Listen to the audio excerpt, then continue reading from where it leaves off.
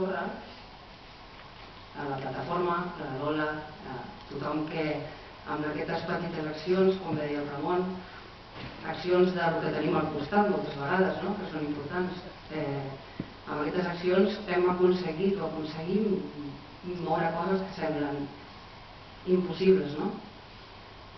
Tot això ve perquè els meus avis em portaven a la Waikiki quan era petita, que es diu així popularment, i no sé com explicar-ho, però aquest amor per la platja llarga no és el que ens fa a tots fer accions com aquestes, i això em ve ja de...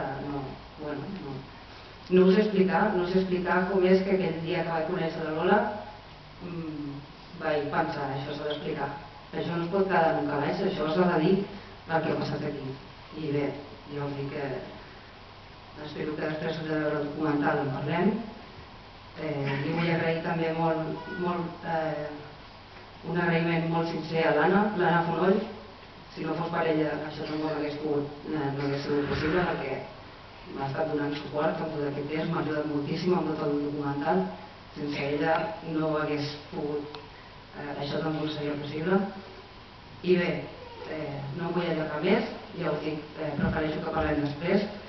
Agrair a l'Ajuntament també que ens ha facilitat gravar, ens ha facilitat molt la feina i també ens ha facilitat aquest acte. I bé, ara parlarà la Lola Paniagua, que és la portaveu i fundadora de la plataforma Salvem la platja llarga, i bé, espero que parlem després amb tranquil·litat. Gràcies a tots.